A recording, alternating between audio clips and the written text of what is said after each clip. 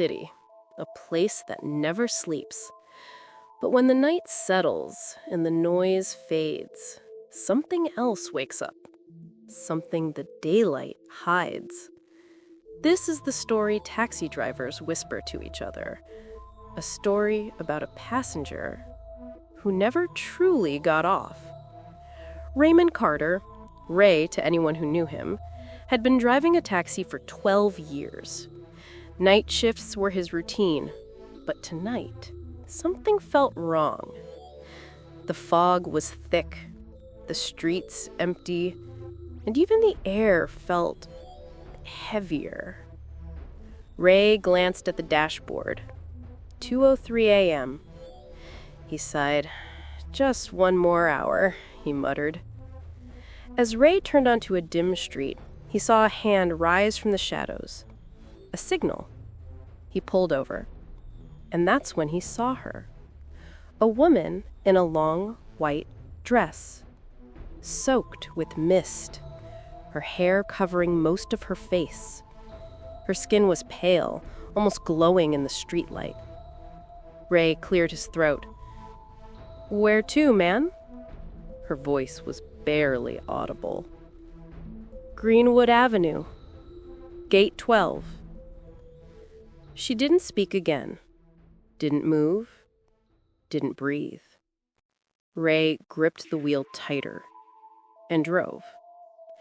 After 15 silent minutes, the cab rolled up to Greenwood Cemetery. Ray turned around to tell her they'd arrived, but the back seat was empty.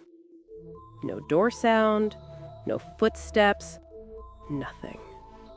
Just gone.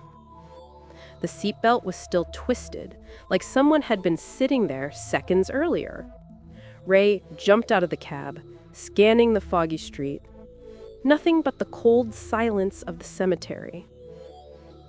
The next morning, Ray went to a nearby coffee shop. Still shaken, he told his story to Marcus, the old cemetery security guard. Marcus froze.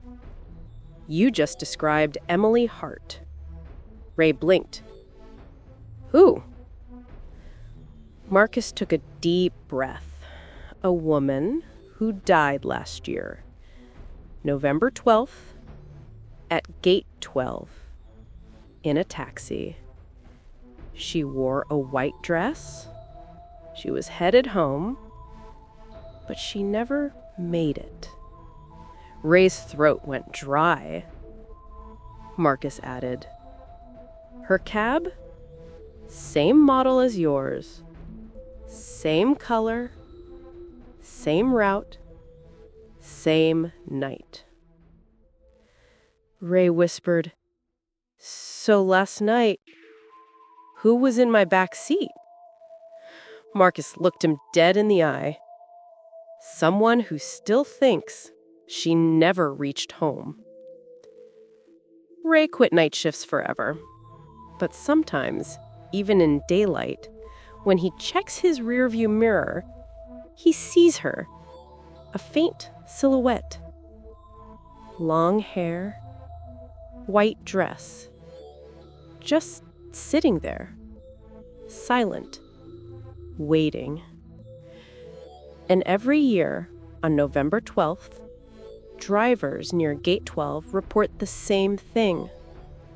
A woman in a white dress, raising her hand, trying to stop a taxi.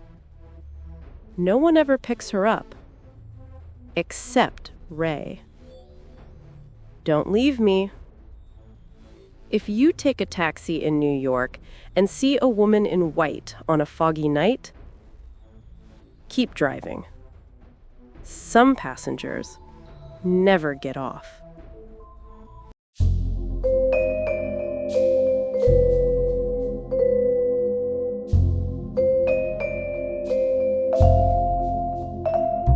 In 2019, Chicago's Emergency Response Center recorded one of the strangest cases in its history.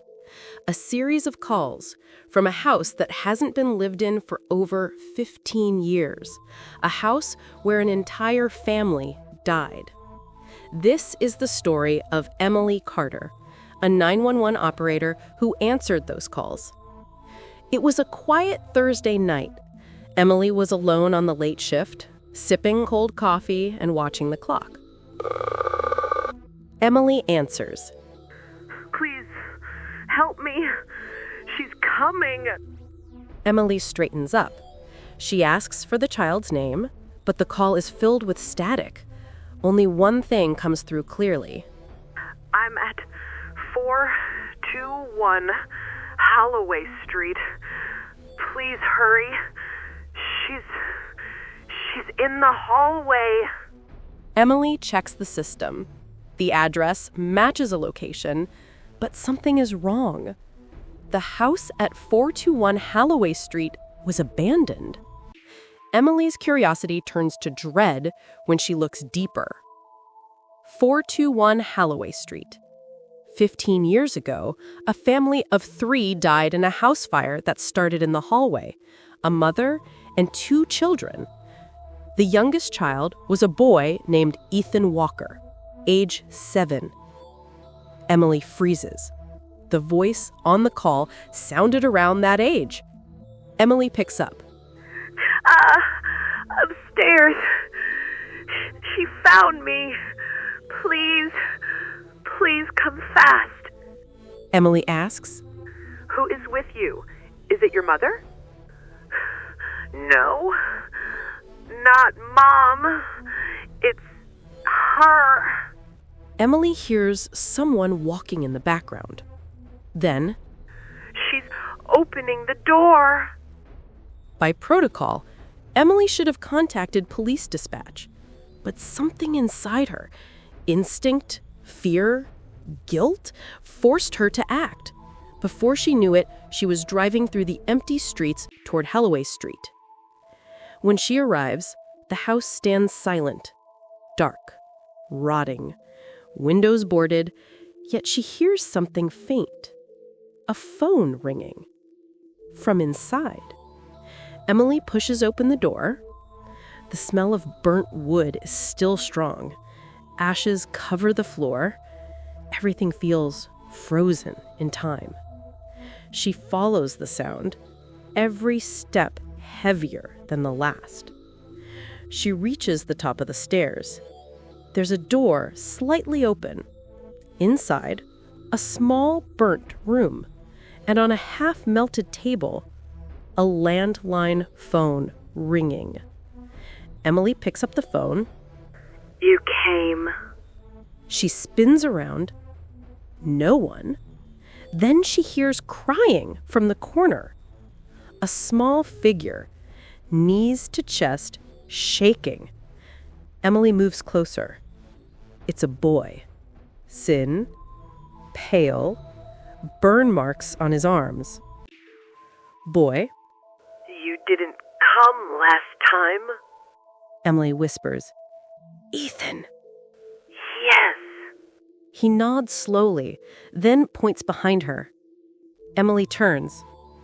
A tall shadow stands in the doorway. The shadow moves toward her, long arms, no face, only smoke. The boy screams, "Run! Run!" Emily woke up on the porch, gasping for air. Her phone was full of missed calls from the dispatch center. When she told police what happened, they searched the house.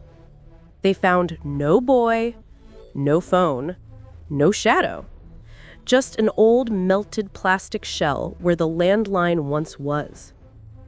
But one thing remained on the dusty floor. A small, burned children's shoe. Size 2. The same size Ethan wore the night he died.